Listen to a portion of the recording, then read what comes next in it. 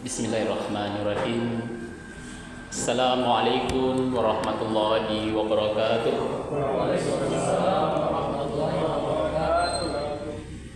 Alhamdulillahi rabbil alamin, wassalatu wassalamu ala nabiyyina Muhammad wa ala alihi wa sahbihi ajmain, amma ba'd.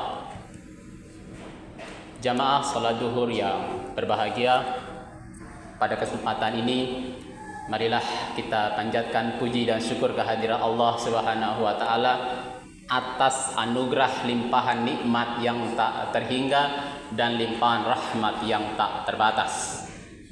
Pada siang hari ini kita masih diberikan nikmat iman, nikmat Islam, nikmat kesehatan, nikmat kesempatan, dan nikmat kesadaran diri, self awareness.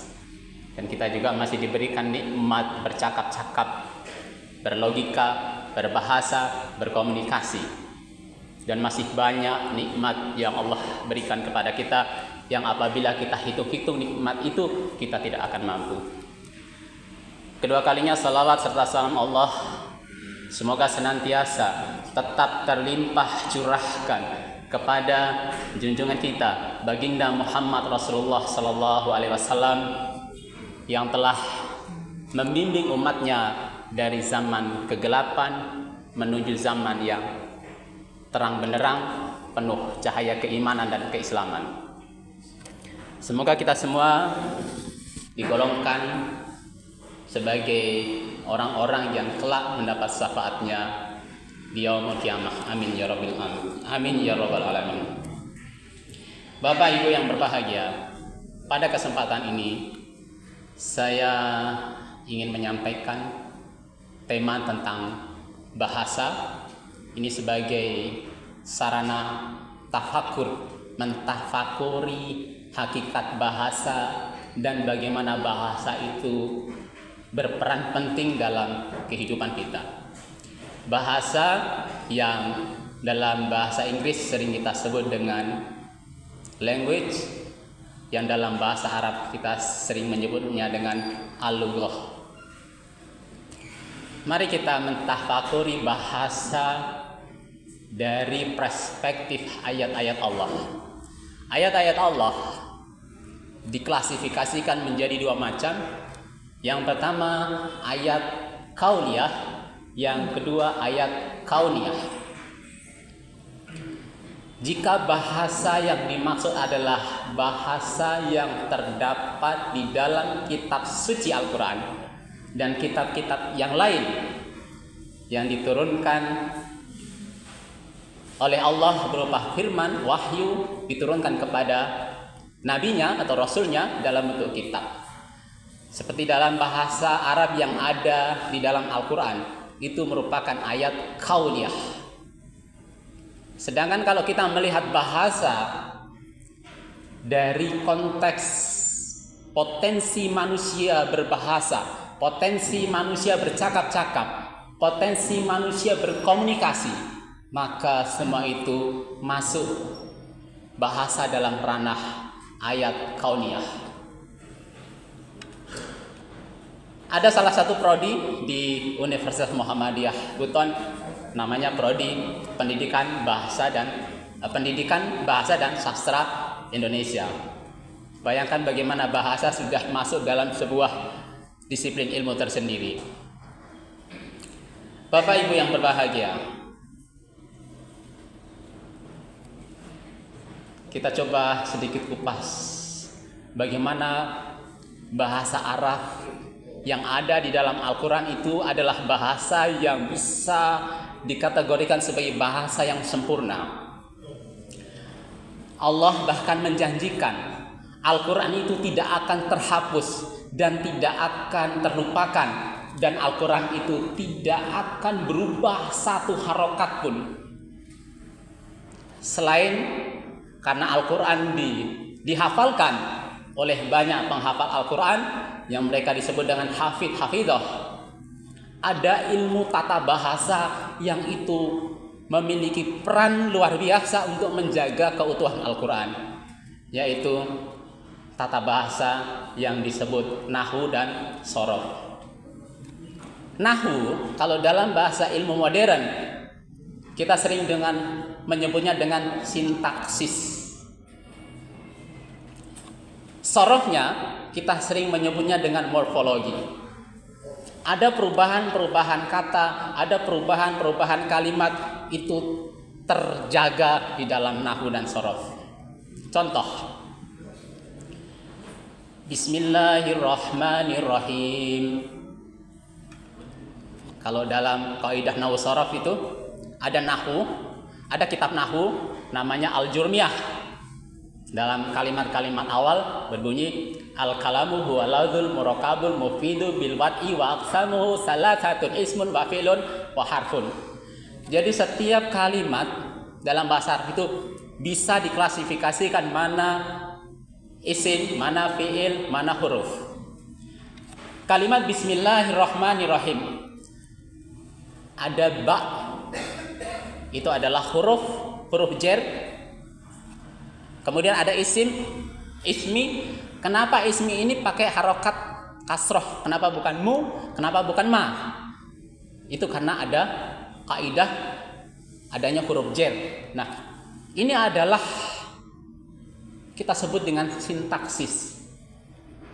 Dalam sintaksis itu kalau dalam nahwu ada susunan-susunan kalimat, misalkan ada mubtada khobar, abda, maf'ul bih, yang itu memiliki tatanan. Yang itu terjaga di dalam nahwu. Jadi bahasa Al-Qur'an, ayat-ayat di dalam Al-Qur'an itu tidak akan berubah meskipun hanya harokatnya, apalagi susunan katanya. Dalam ilmu morfologi ada yang namanya sorof. Itu kan ada kaidah. Kalau dalam ilmu kitab tasrifiyah itu ada wazan ya. Ada fa'ala, yaqulu, fa'lan, fahuwa, fa'ilun, dan itu banyak sekali susunan-susunan itu. Kemudian ada kitab Qaidatul Ilal yang membahas tentang dari mana asal kata. Misalkan sona asluhu sowana. Jadi kata sona itu memiliki asal kata dari kata mana? Sowana. Begitu juga kalau kita mau merefleksikan atau merenungi bahasa Inggris. Ketika kita belajar bahasa Inggris dari sisi sintaksisnya, atau kita sering belajar dengan mind mapping, ada sintek. Untuk mempelajari bahasa Inggris itu kita harus memahami dulu part of speech, dari noun, pronoun, adjective, verb, adverb, conjunction, preposition, interjection. Dari situ kita juga harus memahami mana noun clause, noun phrase, adverb phrase. Bahasa terstruktur yang kita gunakan dalam percakapan sehari-hari, bahkan dalam dunia akademisi, kita sudah menggunakan bahasa internasional. Yang kalau kita yang paling populer adalah bahasa Inggris dan bahasa Arab. Kalau kita sudah membudayakan bahasa sebagai bahasa internasional yang kita gunakan di universitas kita harus mulai familiar. Mahasiswa atau dosen bercakap di atas podium, berkultum di atas podium ini sudah mulai menggunakan bahasa Inggris, bahasa Arab. Meskipun tidak harus setiap saat, mungkin 1 pekan 1 kali. Bapak Ibu yang berbahagia, bahasa adalah nikmat yang Allah berikan kepada kita. Kita harus menyadari itu. Anugerah bagi manusia yang pertama adalah anugerah bahasa. Di usia 1 tahun, bahkan sebelum 1 tahun, orang tua kita sudah membimbing kita untuk mengajari kita bagaimana kita berbahasa, bagaimana kita bercakap. Di usia 2 tahun, 3 tahun kita mulai bisa melafalkan. Jadi seseorang itu tidak akan pernah menjadi guru besar kalau dia tidak pernah belajar bahasa. Seseorang itu tidak akan bisa memahami agama secara baik kalau dia tidak mempelajari bahasa. Jadi kalau kita mau belajar Islam, maka yang paling dekat adalah belajar bahasa Arab. Dan Allah sudah janji, sudah sampaikan kepada kita bahwa bahasa Al-Quran adalah bahasa yang mudah dipelajari. Al-Quran itu mudah dipelajari, mudah dihafal. Kalau kita benar-benar mau mempelajari bahasa. Karena struktur tatanannya itu mudah sekali. Mudah untuk dipahami. Bapak Ibu yang berbahagia, bahasa itu juga merupakan amanah. Kalau kita tidak amanah menggunakan bahasa, kita bisa tergelincir ke neraka. Dan kalau kita amanah menggunakan bahasa, kita bisa masuk surga. Ada sebuah hadis yang artinya, barang siapa beriman kepada hari akhir, hendaklah dia berkata baik atau diam. Berkata baik ataupun diam, ini adalah penggunaan bahasa. Kalau bahasa digunakan untuk memfitnah, bahasa digunakan untuk ghibah, bahasa digunakan untuk provokasi, maka ini adalah dosa besar.